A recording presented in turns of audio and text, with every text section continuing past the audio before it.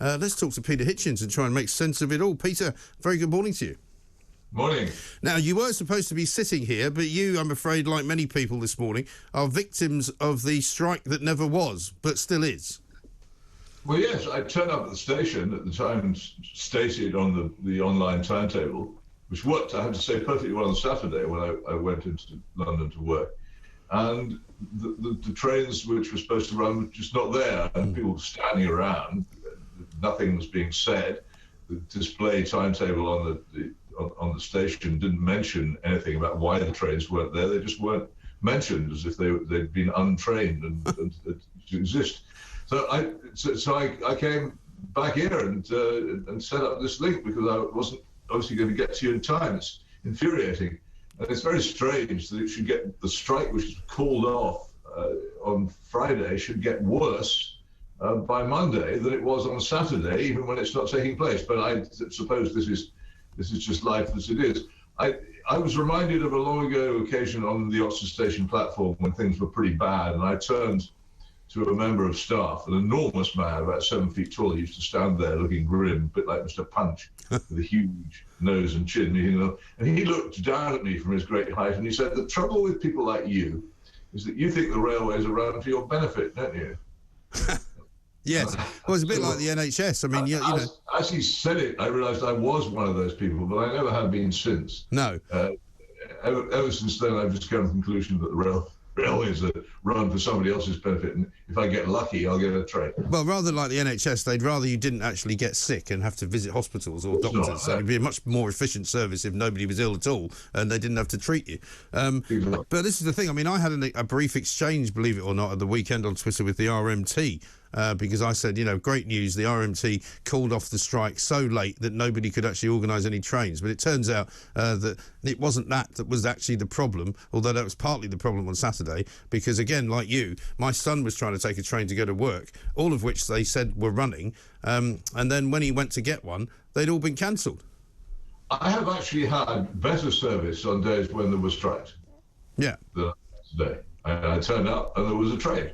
And I thought it ran smoothly all the way and arrived on time. And this was today when there was a strike on. Today when there's no strike on, I couldn't get a train. You'll have to work it out. Yeah, it's a very bizarre, unusual thing. You, this weekend, wrote about a couple of things that we wish to bring up with you. One was about cycling, and you outed yourself. I mean, I don't think you did have to out yourself. I think most people who know that you do cycle quite a lot.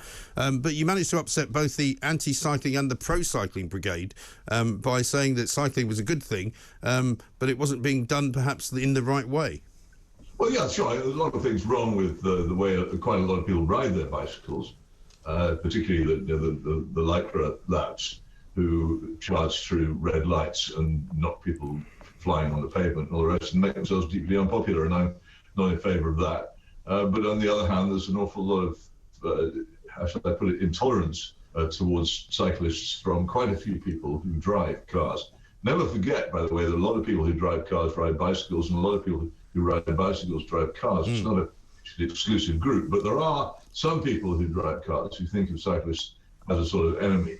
And I think they've been encouraged by remarks made by people such as Jeremy Clarkson, who've suggested a particular line that's often taken. If you get into an altercation with a driver who's cut you up, the chances are he will at some stage rather say, well, you don't pay road tax. Yes.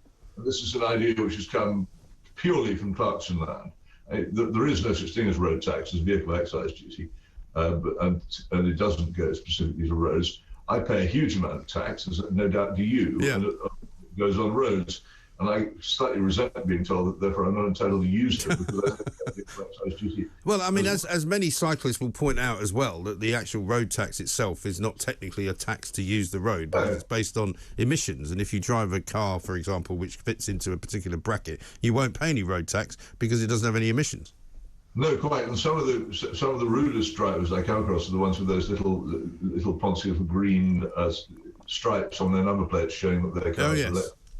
So they're completely pure in heart and they do no harm, which is of course rubbish because the power that they use has been generated by a power station, probably in France, I should say, of a kind which they disapprove of. So I'm amazed at the propaganda for electric cars, as if they were a solution to everything. Yes. In fact, if everybody did adopt them, there would be huge strain on our already tottering power generation system.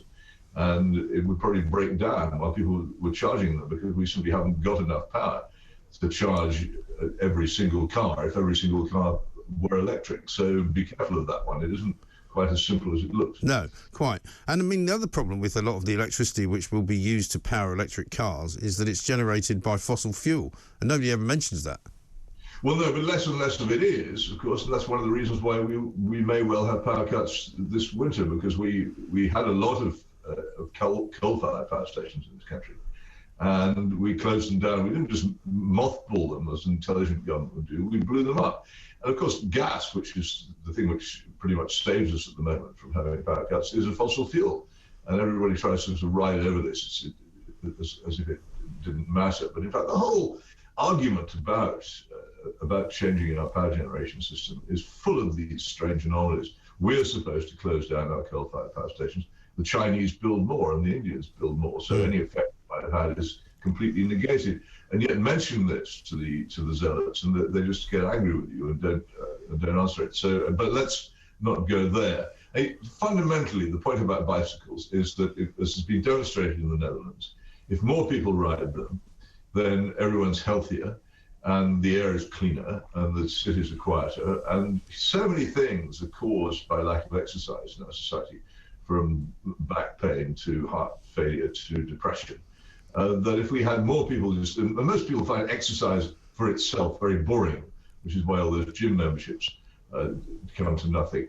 But if you fit exercise into your life by traveling to work on a bicycle, then you will be healthier and society will be better off. Governments should encourage it, and they do in the Netherlands, and the results have been fantastic. And it's quite, they were as bad as us with traffic until I think the middle 1950s. They decided to change. But our government still believes fundamentally that the car is at the heart of all transport. And although it makes vague and rather often unpleasant and stupid efforts to curb car driving, which won't work because they don't provide... Well, which plainly haven't worked. I mean, congestion charging in London and in other cities around the world has only made for more congestion, it would seem. Well, I thought it was stupid. I mean, as you can see, I'm a militant cyclist and the provisional wing of cycling, but I really thought that the opening of those enormously wide bicycle lanes, which happened during the COVID pandemic, was absurd. It wasn't justified by the level of use, and on roads of that width, it was only going to cause congestion and make people angry, and indeed cause more friction between drivers and cyclists, which it duly did. I'm against that. I think if you want to get people to stop driving cars, you have to encourage them out of their cars, as they've done in a lot of continental cities. The best example is Zurich in Switzerland, where they brought in trams so good that Swiss businessmen left their Mercedes at home, which is quite a thing to achieve. But it can be done, but badgering people and browbeating them and making their journeys difficult will not do it. It will just cause dissension. And also, there's an awful lot of people who can't cycle for one reason or another. If you're going to a meeting and it's pouring with rain, you can't very well turn up looking like a drowned rat, and you may want to jump in the taxi, or if they really want to get you out of your car, they should be trying to get you to use other forms of transport, not just go cycling. Of course they should, and taxis are a very good idea, as are those temporary hire cars that the car clubs. Yes, but what they have done in certainly London, and what Sadiq Khan is responsible for, is creating about 30,000 extra cars a day by licensing people like Uber and others, so that for black taxi drivers it's very difficult to actually get around because the roads are now more congested than ever. Well, I greatly sympathise with black taxi drivers because they do go through really proper training and they're in general incredibly safe, and I think that they should be protected more than they are. But that's another question. But the truth is that you can find lots of ways of making cars available without every individual home having one or two. And most cars spend most of their lives depreciating by the roadside. It's an incredible abuse of enormous piles of extremely expensive machinery, which just sits there, losing value, rusting and depreciating for most of its life. It's so wasteful. And we ought to be finding ways around that too. But the whole of our transport system, especially in an island like this, which actually hasn't got the room for superhighways, say the United States does, the whole concentration on our transport system of the car and the lorry has been, I think, a mistake. And people will realise this in time. But the problem is people who drive cars do get very possessive about them. There's a kind of cult of the car. Watching a car advertisement in the cinema or on television, and it's you're sort of worshipping an object. As if it were a god, and the image of the car, of this amazing gateway to freedom, which is presented in the advertisements, is so false. You're shown these empty roads along which people go hurrying. That's not the reality, is it? You get into a car, and the first thing you meet is a traffic jam. Everybody, however expensive or flashy the car, the traffic jam's still there. And the more roads there are, the more traffic jams there are. This has been proven.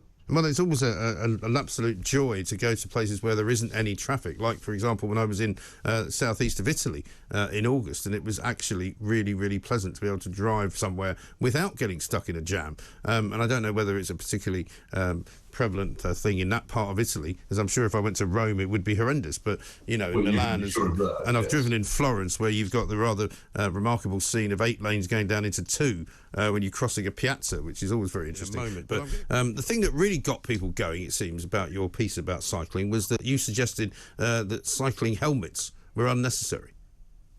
Well, I don't want to argue against anybody wearing them. I just think that they make life probably more dangerous, and certainly I'm very much against the idea that they should be compulsory, which has happened in Australia. As a result, I think prevented many people from cycling, because it's a great nuisance to have to carry one of these things about. The evidence for their effectiveness is very thin if you look at it. And the other thing about them is that I think, from my observation, they make people ride more riskily because they think they're safer than they are. Yeah. I think that it's interesting. I was looking over the weekend. I can't say I got to the bottom of this, but it appeared that, for instance, in the Netherlands, where cycle helmets are almost unknown, accidents to cyclists tend to happen much, much more to those who ride mountain bikes and racing bikes. Those like me who sit upright on an ordinary commuting bike. And there may be some case for them then, but then in that case, I used to be a motorcyclist long ago. And motorbike helmets are very, very tough things. I mean, I'm not sure that at any great speed they'll do all that much good, but I'm certainly in favour of them being compulsory. But the cycle helmets look vaguely like motorbike helmets, and people obviously think that they are as effective. Examine them. It's just a styrofoam bowl. Yeah. And I think that they give people a full sense of security. Also, I come off my bike from time to time, and what gets injured is usually my shoulder. That's what you hit, because if you're sitting upright on a bike, you're not going to hit your head unless something very odd happens. I just think the other thing about cycle helmets is that a lot of drivers, when they see a cyclist without a helmet, 2 things happen. One, they resent him because they want cyclists to be totally responsible for their own safety rather than playing any part in it themselves. And the other is they treat them with more care. And there has been some work done on this. There was a researcher who actually went out wearing a long blonde wig and no helmet to see what would happen, and then went out on the same stretch of road at the same time of day later on to see what happened there. And there was no doubt that when he was wearing a helmet, drivers came closer to him and gave him less consideration than when he was riding along without a helmet. And I think there's probably something in that. So I think it's an overrated idea. The best key to safety on a bicycle is total vigilance and assuming quite rightly that it is dangerous. The problem with danger on the roads is that an awful lot of people who would ride bicycles, quite reasonably so, are not going to do that because it's too risky. And until you've got proper segregated cycle lanes, such as they have in the Netherlands, a lot of people are still going to stay off the roads. I really do think we should look at what the Netherlands did, because it was very clever. It has been incredibly beneficial. Yes. Well, I mean, who knows whether it would work in London? It might not, I suppose. But I mean, one of the things that I get told by people who regularly cycle in the city is that most of the accidents that they have are caused by other cyclists, because it's quite congested at times. Well, that is also true. I mean, I now have changed my riding technique, because I always take care not to ride too close to cars, because people will open their doors in front of you. Yeah. Which happened to me the other day, actually. And if you're not riding well out, you'll get swatted, and it's quite serious. But now I find that other cyclists, usually I have to say wearing helmets and lycra, if you leave too much space between you and the cars, will come in on the inside. And it's infuriating. Yeah. It's stupid. I just don't know what they think they're doing. Also, the speeds at which they ride. are okay, so you can do it. But for urban cycling on congested roads seems to me to be, how should I put it, dicing with death. Yes, no, absolutely right. Let's talk a bit about the new book you've got coming out, I think, later on this month, A Revolution Betrayed. You wrote about it at the weekend as well, how egalitarians wrecked the British education system. And you had a very little time for these people who make sure their own children are well looked after and who go to great schools, but they want everybody else to go to less good schools. Well, this is true. We supposedly have an incredibly egalitarian education system in this country. When comprehensive was introduced, the idea was everyone would be educated together in common schools, it would end class division, so on and so forth. Exactly the opposite happened. And they knew at the very beginning, if you look at the famous Circular 1065, which launched comprehensive education across most of the country back in 1965, it admits that there is going to be a problem with catchment areas. And of course, that has been the thing. Very serious research by bodies who don't agree with me politically, such as Teach First and the Sutton Trust, has shown that an awful lot of the better comprehensive schools are heavily tilted towards the privileged because they can live in their catchment areas. So it's not been the egalitarian miracle that was claimed. What was actually much better was the system of selective state ground schools, where people got in on the basis of educational ability rather than on the basis of their parents' ability to buy an expensive house. Not perfect. It wasn't even designed to achieve social mobility. It just so happened that it did.